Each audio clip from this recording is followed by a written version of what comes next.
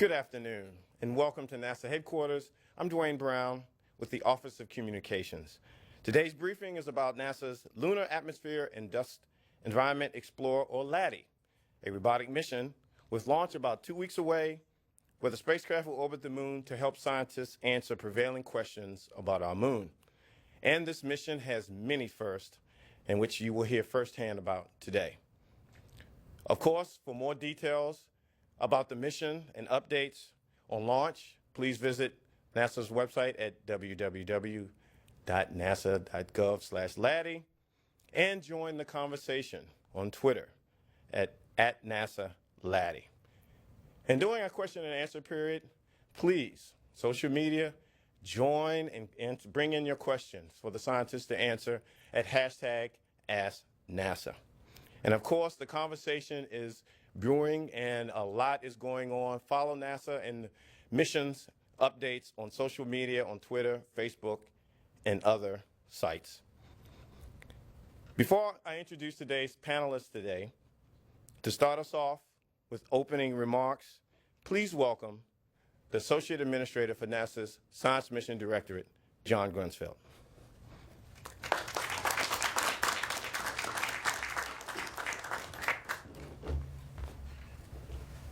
Thank you, Dwayne.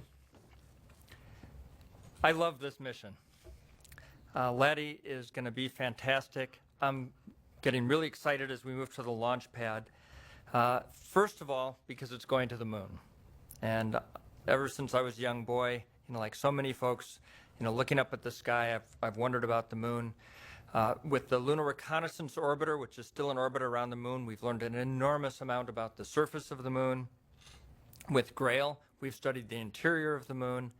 And now with LADEE, we're going to learn about the moon's atmosphere, which is something very mysterious and we know very little bit about. And so this is a particularly exciting mission for us. The other reason I love it is it launches from Wallops. And Dwayne was talking about the first, and you're going to hear a lot more about all of these things. These are just some personal things that I think are great. And another is that it has a laser comm demo. And this is something I'm a huge fan of. And finally, it's a modular spacecraft, so that while this is the lunar version, it's a type of architecture that we might be able to use in a lot of different types of science experiments and others. So I'm very excited. You'll hear a lot more about it. Please bring your questions, and on to the rest of the show.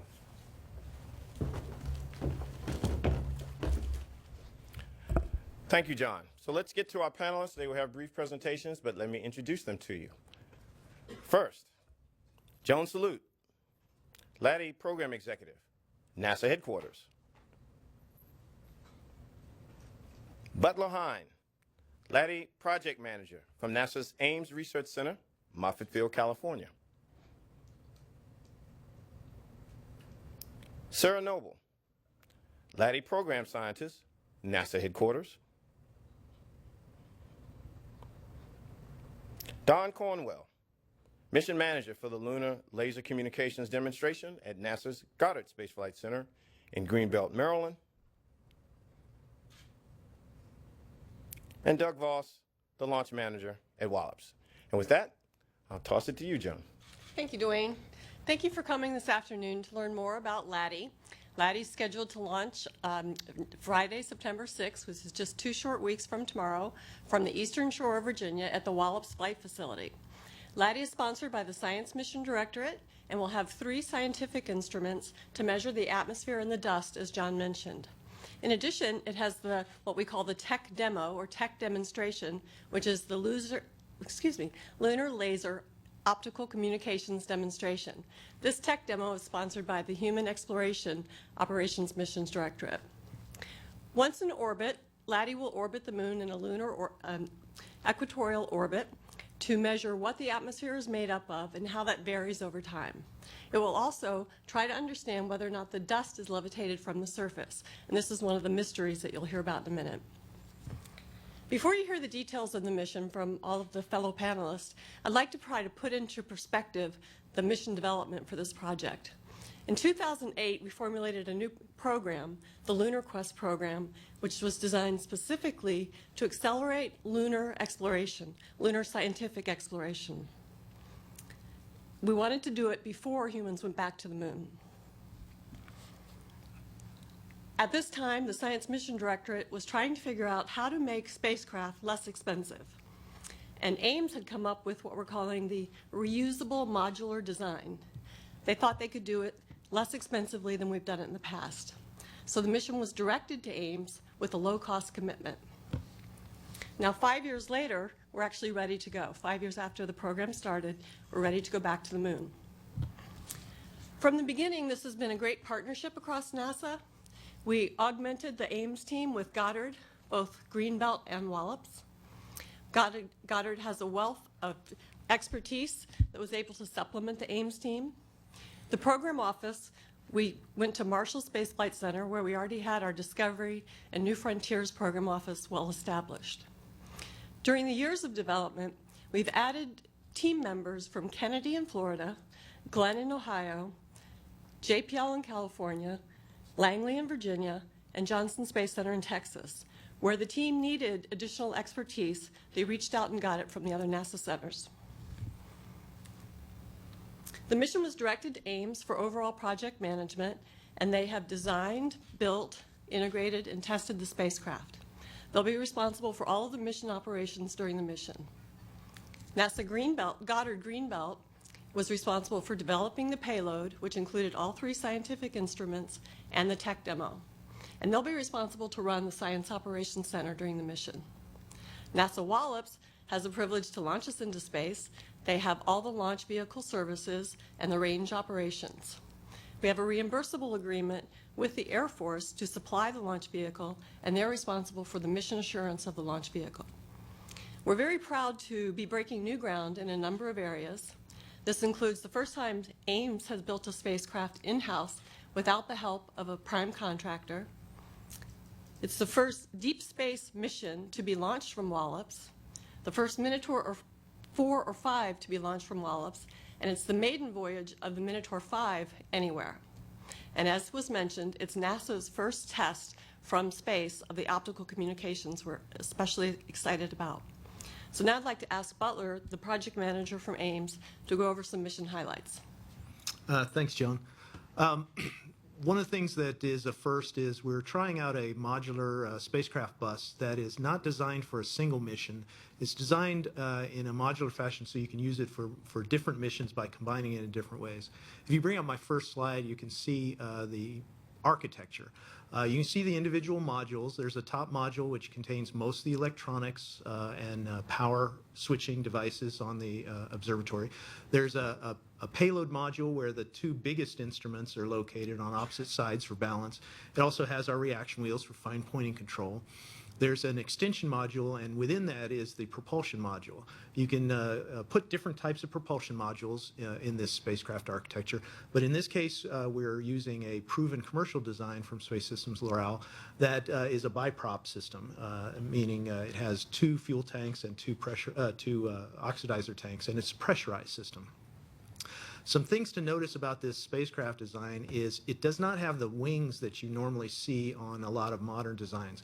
Those wings give you a lot of power. They're deployed after launch, but they require that you always point at the sun because it's very bad for a spacecraft to lose power, obviously. So you always want to be pointing at the sun. One of the characteristics of this design that you can see is that it has solar panels all over the spacecraft. What that means is the spacecraft can be in pretty much any attitude and still generate power. That means it's a very inherently safe design. It's very difficult for this spacecraft to ever get in a condition that it can't wake up from. If you go to the next slide, what you'll see is this is what LADEE looks like right now. When we put the spacecraft together in this modular fashion, it was done in a way to lower the cost of production. One of the characteristics is this carbon composite frame that the spacecraft is built of to be very strong and very lightweight. The other thing we did was take advantage of any modern electronics, any modern devices that were designed for space rather than designing things from scratch. So this is think of it as a bus that you can use for a multitude of purposes. I'm very happy that we got the chance to fly this on the first time for a lunar mission because that really proves out some of the characteristics of the bus. After we put the bus together, we went through a lot of testing. You really want a spacecraft spacecraft to experience the rigors of space before you fly it. So we shook it, we blasted it with loud noises, we simulated the shock when it separates from the launch vehicle. We put it in a hard vacuum chamber, we baked it to high temperatures, cooled it to very low temperatures, tested all of its communications equipment with the actual relay satellites that we're going to be using. We did all this in preparation to shipping it to the range. It's been at the range this summer. We just finished doing all the spin balancing, all the fueling of the spacecraft. And now it's encapsulated with the fifth stage, the upper stage. It's encapsulated in the nose cone of the rocket. This weekend, we plan to roll it out and stack it on the rest of the launch vehicle, which is already stacked at the pad. If you go to the last animation, you can see what it looks like in flight. This is an animation showing what you would see if you were outside the spacecraft looking at it on the way to the moon. There's a couple of interesting things about how we get to the moon. If you're my generation, you remember the Apollo era. They got to the moon in a classic figure-8 pattern. It's a very efficient way of getting to the moon. It takes a lot of fuel, however. And because of trying to optimize the amount of fuel that we have for the science mission, we go in a different way. We launch from Wallops, and then we go into these elliptic orbits around the Earth. We take a couple of passes around the Earth, and each pass we get higher and higher until finally on the third pass, we're hanging out there in space right around where the moon's going to come by. It swings by, whips us around behind it, and then once we come out from behind the moon, we do a big braking burn with our main engine that you can see there. That braking burn is what captures us around the moon. We spend about 30 days commissioning the science instruments. We do the optical comm experiment during that time, and then we drop down into the low science orbit.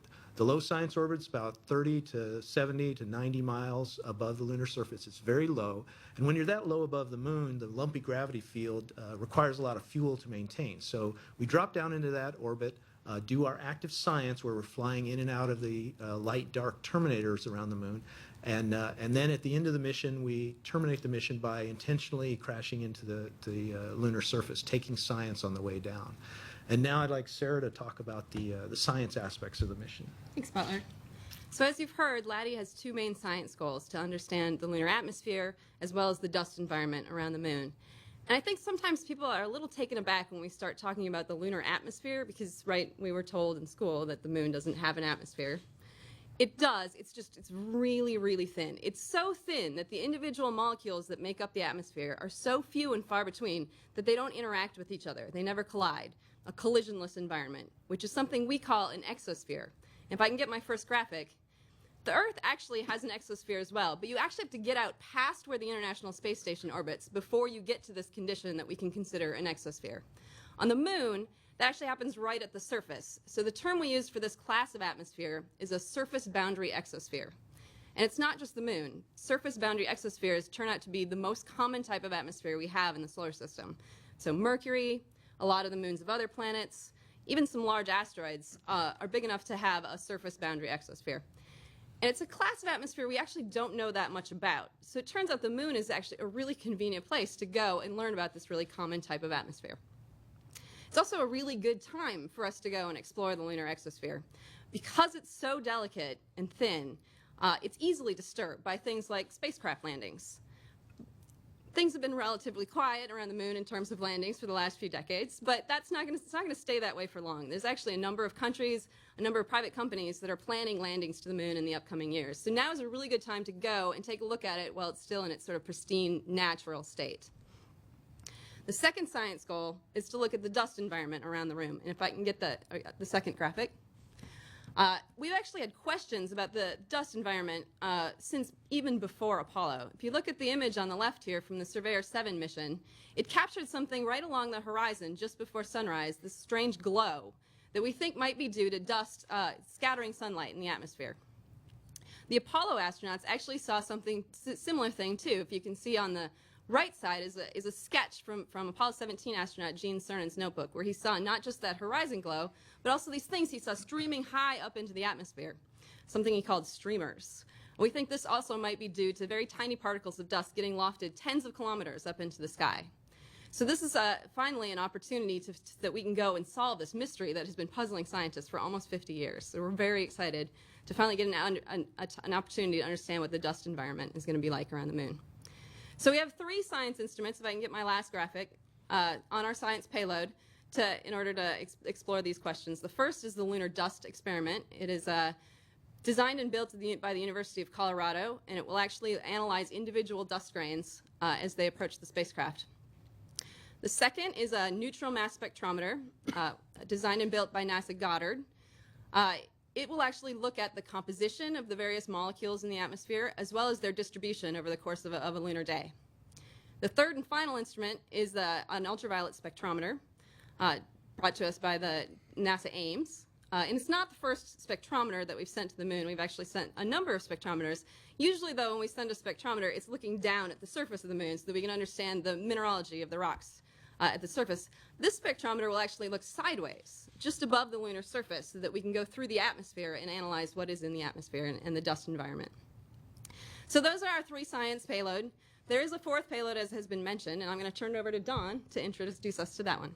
Thank you, Sarah. And I'd also like to thank the Science Mission Directorate and the LADEE mission for giving us a ride to the moon, our technology demonstration, where we're going to use laser communications to demonstrate at least 6 times more data rate from the moon than we can do with a radio system with half the weight and also 25% less power.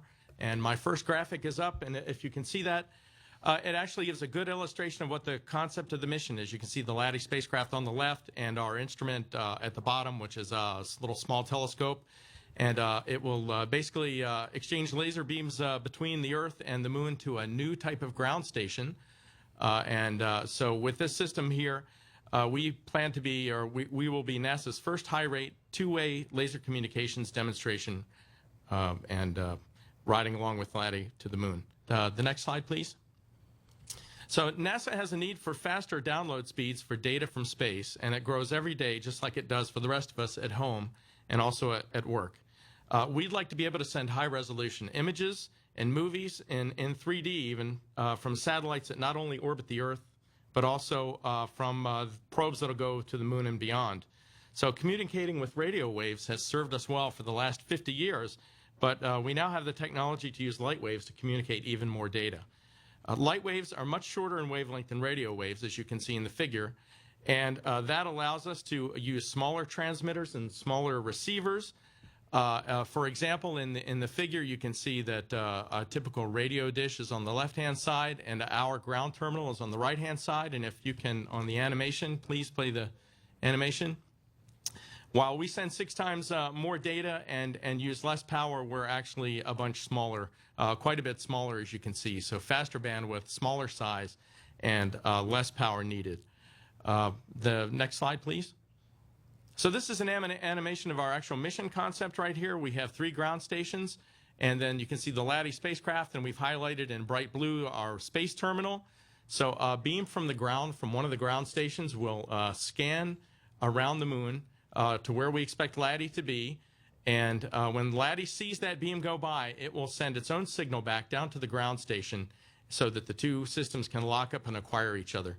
Once the 2 systems are locked and acquired, then we can send tens of megabits of data per second from the Earth up to the moon. And similarly, we can send hundreds of megabits per second from the moon and on LADEE down to the Earth. And so we hope that successfully demonstrating this over and over again during the LADEE mission under all the conditions that you can see in the atmosphere and day and night and moon behind you and such will build the confidence for future NASA missions to use this technology for their communications systems. Finally, I'd like to point out that the MIT Lincoln Laboratory built our flight terminal and also built our primary ground terminal, and we also have partners. NASA's JPL has built a ground station for us in Wrightwood, California.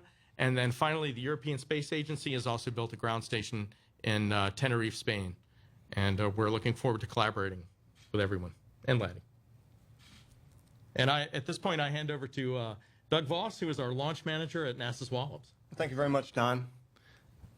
It's an honor and a privilege to represent Wallops and NASA and be a part of the LADEE team. For the last 5 years, Wallops Flight Facility has been working with NASA Ames and all of the other centers mentioned to deliver LADEE to the moon on its way on an Air Force Minotaur 5. Wallops has been a very busy place in the last couple of years. As you might note, there have been a lot of missions that have been increasing in scope and size at Wallops Flight Facility, and LADEE is launching at a historic time at Wallops. Wallops has been launching missions since 1945, and in all of those flights from Wallops and other places in the world, none of those flights have ever left Earth's orbit. So LADEE is a historic moment, as well as going to the moon. It makes it very exciting for people like me and other people on the team. Wallops is exercising a relationship with the U.S. Air Force that we've been working with for a few years, actually since 2006, to fly Minotaur 1s from Wallops for Air Force DoD missions. So with LADEE, we're putting a NASA mission on top of a Minotaur vehicle, and it's a new Minotaur vehicle that we've never flown from Wallops Flight Facility. So it's a very exciting time for us and the Air Force and the rest of the agency. I have a visualization I'm going to show you and talk to you a little bit about the flight. It's developed by engineers at Wallops Flight Facility, and we use this visualization for engineering and planning. The Minotaur 5 is going to be launching from Virginia Spaceport, Pad 0B. And this 5-stage solid-fueled rocket is going to lift off, as mentioned earlier, 11:27 p.m. Friday, September 6th, and it's going to take off and fly over the Atlantic Ocean. This 5-stage rocket will drop its first 3 stages in the Atlantic Ocean, while NASA systems located at Wallops Flight Facility, nearby North Carolina, Outer Banks, Coquina, and on Bermuda will be tracking the rocket on its flight out. So as the ICBM Peacekeeper stages fall into the ocean, these systems will be relaying data back to Wallops Flight Facility, giving personnel in the Range Control Center and in the Air Force and NASA personnel will be taking that information and observing the flight on the way out. So as the vehicle flies out, it's real important to note that the data coming back from these facilities in the Atlantic Ocean at Bermuda will be used to assess the vehicle and to monitor its performance. It's real important to note also that these stages are ICBM stages that were on Peacekeeper vehicles that were used by the Air Force, so they're highly reliable on the first 3 stages. The 4th and 5th stage are commercial rocket motors that are stacked on them, and right now on the visualization you see the fairing separation, and that fairing separation exposes the LADEE spacecraft and the new Minotaur 5 5th stage. Upon 4th stage burnout, you'll see that the TDRS system will be used to collect the data as the launch vehicle gets downrange and out of range of tracking assets. So at this point in the flight, the vehicle is in orbit and the stage 4 ignites, and at the stage 4 takes the vehicle up to prepare it for its final phase on the way to insertion. And after stage 4 separates, we enter the stage where the Minotaur 5 5th stage is going to do its work. The first thing we have to do is spin the upper stack together, and the LADEE spacecraft and Minotaur 5 will spin and be spin stabilized before the 5th stage ignites. When the 5th stage ignites, the TDRS data will be transmitted via the TDRS system back to Wallops Flight Facility. And after burnout, the system will despin. We have a yo-yo despin that Orbital Sciences has developed along with the rest of the systems on the 5th stage. This system despins the system so LADEE can separate and then turn on and begin its trip to the moon. So this vehicle is going to be launching at night, so it should be easily visible from a lot of locations on the East Coast. The next visualization you'll see is a graphic of the East Coast of the United States. And go ahead and switch to that graphic, please.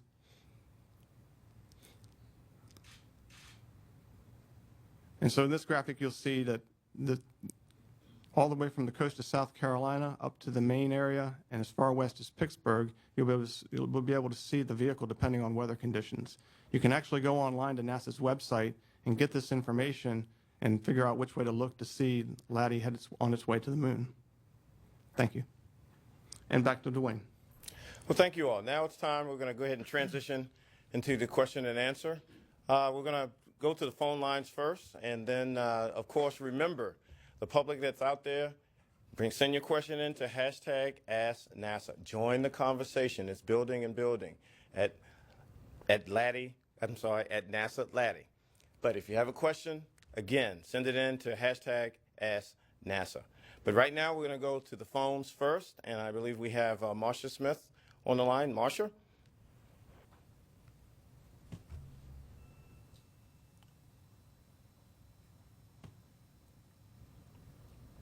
Well, what I will do, if Marsha's not there, let me go ahead and take and ask NASA question for the panelists. Is her mic open?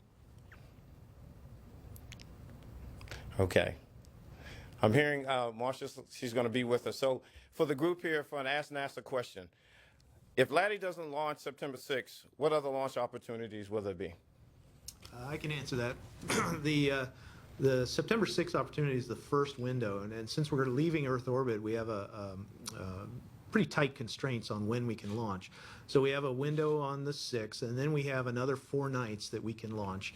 If we don't get out for some reason, the weather's too bad, then we stand down for a couple of days, and then we can make another attempt for 4 days before the windows close. After that, we have some more windows in October, but we need to get off the ground by the end of October. Otherwise, an eclipse season starts around the moon that has very deep, cold eclipses, and those are eclipses the spacecraft's not designed to survive. So September and October are our primary windows.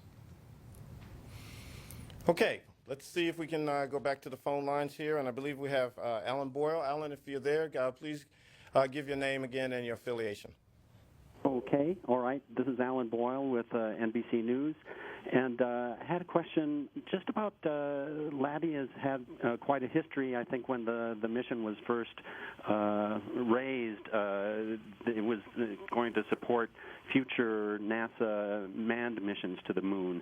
Now the focus has shifted elsewhere. Do you feel, how did that change the character of the mission? And can you talk a little bit about the long-term goals that are served in terms of exploration by this mission? Thank you. You want to take a shot at, John? How do you want to do this, John? Well, the way the question was asked about LADEE being a human mission is not correct. It was never designed as a human mission. It was always a low-cost robotic science mission from the beginning. I'm personally not aware of anything else called LADEE in the agency that was related to humans. So if the question wants to be repeated in any format, go ahead, but LADEE was not designed to be involved with humans. So I can add to that. I think what the questioner is asking is, at the early times, dust is a very difficult environment to deal with on the moon.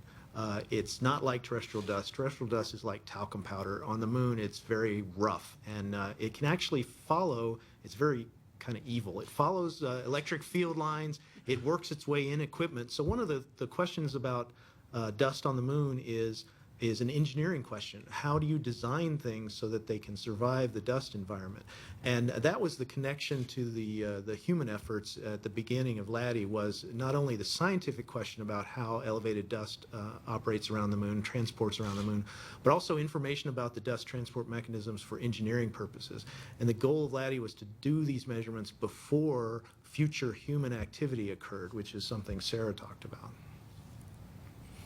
And I think just to expand on that a little bit, Butler, I think you gave great answers. And another thing that we've learned about the moon from the LCROSS mission is the possibility of water on the moon, and how does it get trapped in these cold traps and other places that we've seen it. And so understanding this tenuous atmosphere and the transport mechanisms of dust and other atmospheric components will tell us a lot about, both the scientific aspects and future lunar exploration aspects. We're exploring all across the solar system, from, just a very rough view. The moon kind of looks like Mercury, and you would never think that Mercury, so close to the sun, would have an atmosphere, but there's some hints that even Mercury, has a tenuous atmosphere from our MESSENGER mission. And so LADEE is part of a much broader scientific exploration of the solar system that we do here in the Science Mission Directorate. But of course, all of our exploration, science or otherwise, is human exploration. I have to remind my kids sometime that scientists are people too, are humans too, especially myself. So this is part of a much broader exploration agenda. And the same question can be asked about larger asteroids. If you look at a Ceres or a Vesta, does Ceres and Vesta in the main asteroid belt, do they have atmospheres? What are the transport properties of dust from collisions? Clearly, the moon is what we see on the moon, the visual surface, is the result of asteroid collisions on the moon. And so in the main asteroid belt, there's speaking in very long time frames, lots of collisions. And so the same questions are out there. So this is part of the broader scientific exploration. Thanks, John. We're going to take another call on the phone line, and then we're going to go back to social media. Again, if you have a question, hashtag #AskNASA. Join the conversation at NASA LADEE. On the phone next, Carolyn Chen, New York Times. Carolyn? Hi, can you hear me? Yes. Okay, great. I was wondering if you could explain what the price tag of the mission is and put that into some context with the original goal of the Lunar Quest program to, be less expensive. You've mentioned many times that the new modular design has the possibility of saving money, and I was wondering if you could extend the price tag of this mission and also compare that to previous lunar missions or any other, comparable missions to give some context. Sure. LADEE's price tag's coming in at $280 million for the full life cycle cost of LADEE. And one of the ways we categorize our missions, there's a number of factors, but one of those is cost. And we call them Cat 1, 2, or 3 based on cost and other things. We look at missions that are over $1 billion, between $250 million and $1 billion, or less than $250. And this mission came in at the low end of Cat 2. So it almost made the Cat 1, the lowest cost missions that we have. So it's just over that Cat 1 boundary at $280 million. Carolyn, did that answer your question? Yeah, I was wondering if that was within, could you give some context for that number? Is that what was expected from the outset? How does it compare to, say, the Grail mission or LRO? I don't have the LRO or Grail numbers. I would guess Grail was Discovery, so that was, about $350 million approximately.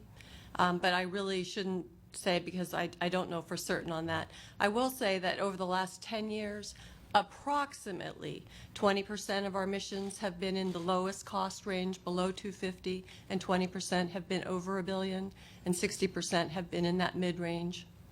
And Carolyn, you can call my office and we can get you some additional figures to put it in context. We don't want to put those numbers out. We just want to make sure we can get them accurate. So just give me a call on that. So this is what we're going to do, ladies and gentlemen. We're going to go to the real expert on social media who's joining us here today with a Ask NASA question. We're going to switch over to my colleague, Jason Townsend, who's monitoring Ask NASA. Jason? Hi, we have a question here from Twitter user Daniel Fisher. Could someone on the panel address the hoped-for involvement of amateur astronomers in support of NASA LADEE science goals? Sure, I can address that. This is Sarah. So yeah, we are very interested in having participation from amateur astronomers around the world. We'd really like to be able to see what's going on the moon. So we're orbiting the moon. We've got LRO looking and stuff, but there are impacts hitting the moon all the time, and we want to know what impact those impacts are having on the atmosphere and dust environment. So we've asked amateur astronomers to actually watch the moon and take a look and see if they see impacts coming in. That requires a certain level of sophistication in your telescope. If you are below that level, we actually have a web app where you can go and actually monitor meteorites coming through on Earth. So if you figure that, as we go through a meteorite storm, a certain number of things are hitting the moon, they're also hitting the Earth at roughly the same rates. So we actually are interested in acquiring data about how many things are hitting the Earth at any given time as well. And so there's actually an app. You can find the information for it on the LADEE website. To download the app, it's free. And you can go out at night and count meteors and add that data to our collective knowledge. So anybody can participate in the LADEE mission. Jason, some more questions. Indeed. From Twitter user Jim Way, can you explain more about the D-spin procedure? Did you call it a yo-yo? Yeah, this is Doug Voss from Wallops. Sure, I can answer that question. So the D-spin procedure is important because when the upper stage is spun by the spin rocket motors, the system needs to be despun before separation so that when the LADEE spacecraft separates, there's no forces applied onto it that would cause it to tumble. The despin procedure in this case is using weights that are connected to a cable that are released And as those weights expand out from the body, the mass, the center of mass moves out from the body, and the inertia is changed, and the whole body slows down and stops eventually. So these types of systems have been used on suborbital vehicles quite a bit by NASA Wallops, as well as some ELVs before the Minotaur 5. So the concept and the design is actually pretty old. Wallops Flight Facility has been flying sounding rockets in this same way for many, many years. So that's essentially not a new part of the technology, but it is a new element on this upper stage. And Jason, let's take a couple more questions from Ask NASA, and then we'll go back to the phone lines. Jason? Sure. Twitter user Ricardo Batalani asks, why do you need to spin up the rocket before stage 5 ignition? Sure. Doug Voss from Wallops again. I'll take that. The purpose for spin stabilization of the upper stage is actually twofold. When you have a spinning body, Newton's first law is that objects that are in motion tend to stay in motion. So as the body's spinning, any outside disturbances that are applied to it as it flies are actually the body that's spinning, the effect is not as much on the body. The other thing is that while the fifth stage is actually thrusting, the errors that are accumulated are averaged out, because the errors from the thrust are pointed in multiple directions at one time, so that error is averaged out. So Orbital Sciences has applied this concept to the upper stage to meet the LADEE insertion accuracy requirements for the mission. One more? Okay, from Twitter user Marcia Smith. If LADEE's LaserCom demo works from the moon, will LaserCom work from anywhere in the solar system? This is Don Cornwall from LLCD. I'll take that. As you go further out from the moon, then you'll need more photons and bigger systems. But at the same time, when you compare what you can do with a laser, because a laser beam can be collimated to be much tighter than a radio wave, you can deliver more energy at a greater distance than you can with a radio wave that might be dispersing. So actually, LaserCom gets more attractive compared to radio as you go further in the solar system. So we hope to use these systems from Mars one day, for example, and there are some research efforts there to look at that. Okay, we're going to go back to the phone bridge, but again, ladies and gentlemen, keep those questions coming in. Hashtag Ask NASA, and continue to join the conversation at NASA LADEE. Back to the phone lines, and I believe we have Irene from Reuters. Irene. Thanks, Dwayne. I have a couple questions. The first is the $280 million price. Does that include the Minotaur 5 launcher? Yes, ma'am, it does. Thanks. And I had another question about the rocket. Traditionally, first flights of new vehicles have a kind of spotty track record, and I'm just wondering, from your kind of internal assessments, is Minotaur 5 in this configuration considered a new rocket? And could explain maybe a little bit about what the advantages and disadvantages of picking this as a launch vehicle for LADEE. Thanks. Sure. This is Doug Voss. I'll answer that question. So the Minotaur 5 vehicle is based on actually a predecessor, Minotaur 4. So the first 4 stages of the vehicle actually have flight history on Air Force missions. The 5th stage is the new element in the mission. It's required to get LADEE into the orbit it needs to get to the moon. So the innovative aspects of this mission are there in the Minotaur 5 5th stage, but individually none of the technologies are new. So there are a lot of proven concepts folded into a new vehicle. And it is true that this upper stage hasn't flown before. Another good aspect of this vehicle is that it's using existing motors. The first 3 stages, as I mentioned earlier, are Peacekeeper motors. So this aspect of the innovation is that we're using retired ICBM assets to fly a science mission, and we're stacking proven 4th and 5th stage motors. The Star 48 is the 4th stage, and the Star 37 is the 5th stage. They are themselves proven motors. So in trade for a lower cost mission, you are in fact accepting more risk with a new 5th stage. And that's the decision NASA's made and accepted. We'll stay on the phone line here. Next caller is Ken Kramer from Universe Today. Ken? Hi, Thanks for taking my question. Good luck for everybody, and I'm really excited to be joining you soon for the launch. I have a couple of questions. One is about the duration of the mission. I guess it's 100 days. I wonder if what is the reason for that, and is it possible to extend it? This is Butler. I can answer that. The total mission length is 6 months. We take about a month to get to the moon. We take another month to do the commissioning phase of the instruments and the laser comm experiment, and then we drop down. The length of the mission is limited by how much fuel we have. I mentioned that the moon has a very lumpy gravity field. What that means is that you never get truly circular orbits around the moon, and the closer you get to the moon, the more your orbit varies up and down. And so to stay that low above the lunar surface, we expend a lot of fuel. And one of the limitations on how long we can stay there is how much fuel we carry. So it's always an optimization. You can go with a bigger spacecraft, bigger fuel tanks to extend your time above the lunar surface, but then you have to go to a bigger launch vehicle, and it's higher cost, and so it all daisy chains that way. So this mission was designed at 100 days because that's basically the amount of fuel we can carry to get to the moon, drop down into this science orbit, and then stay there. There's really not a way to extend the mission past that 100 days. We'll go as long as we have fuel available, but ultimately we'll be limited by the fuel exhaustion.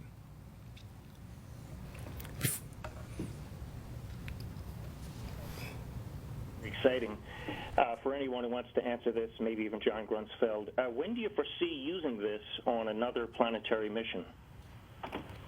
Ken, some of your question got cut off. Can you repeat your question again, please? To follow up on the laser communication system, I'd like to know when that would be. When do you foresee using this on another planetary mission? Thanks. Well, let's see. As I said in my opening remarks, I'm a huge fan of laser comm, and one of the reasons is that as you go further out into the solar system, it's a much more efficient way to get high bandwidth at low power. And so I'm very confident this will be a successful experiment. We'll see in a very short time. So I'm very excited to see and hear the results. And it could be as soon as, our Mars 2020 mission. We've already been having discussions about could you do laser comm on a rover on the surface of Mars, perhaps for a future Mars orbiting spacecraft versus all the way back to Earth or directly back to Earth. But I think this is just the beginning of what will be replacing some of the radio frequency comm in the future. I think there's no question that as we send humans further out into the solar system, and certainly to Mars, that if we want to have high-def 3D video, we're going to have laser comm sending that information back. This is Don Cornwell from LLCD. I have a follow-up as well. There is actually a follow-on funded NASA program to do laser communications. It's called the Laser Communications Relay Demonstration. It's going to have a laser comm package on a hosted payload, a commercial spacecraft, and geosynchronous orbit. And the idea there, in addition to demonstrating more technologies, is to run that from 2 to 5 years to really build confidence in laser comm. We are a short mission here. We hope to demonstrate laser communications, but we really want to build a lot of confidence over time as well. Okay, one more question for the phone line before we go back to Jason. He has a couple more questions. Thanks. Keep sending those questions in at #AskNASA. On the phone line, Marion Kramer from Space.com. Marion? Hi, thanks for taking my question. Yeah, I am wondering, is there a particular reason that the LADEE mission was chosen to launch from Wallops? I guess I'm kind of asking why now? And this can be for anybody who'd like to answer. This is Butler. I can answer that question. As Doug mentioned, the first 3 stages of the Minotaur 5 are reconditioned ICBM motors. And the treaty between the U.S. and Russia only allows a few launch sites for these XICBMs. We can launch out of Kodiak, Alaska, or Vandenberg, California, or Wallops Island, Virginia. Those are the 3 allowed under the treaty. Kodiak, Alaska, and Vandenberg are better for polar Earth orbits, but if we want to get to the moon, we need to launch eastward. And so Wallops Island is the ideal place to launch this launch vehicle to get us to the moon. Okay, we're going to go back to Jason. And Jason, I hear things are stacking up there. What you got for me? Sure. From Twitter user Emily Lakdawala, are the moon and Mercury's atmosphere similar? And will NASA LADEE help us understand possibly Mercury's exosphere? Thanks, Emily. That's a great question. This is Sarah. So, yeah, we've had the Messenger spacecraft around Mercury for a couple years now, and we're learning a lot of stuff about Mercury's exosphere. And it turns out it is in many ways similar to the lunar exosphere. It has a lot of the same elements in it. The interesting thing about Mercury is that we don't have any samples of Mercury's surface. So we've actually been learning about what the materials at the surface of Mercury are based on what is getting up into the atmosphere. And the moon, we actually already know what the rocks are at the surface. But being able to compare what's at the surface versus what is in the atmosphere at the moon will actually help us work our way back to Mercury and understand the difference between what we're seeing in the atmosphere and what might be on the ground there. So we're actually going to learn about Mercury even from this lunar mission. Jason? Wonderful. Another question from Twitter. This is from user Ryan Thurman. Is there anything the laser communication system could be used for besides space communications that could improve everyday life? Well, that's an excellent question.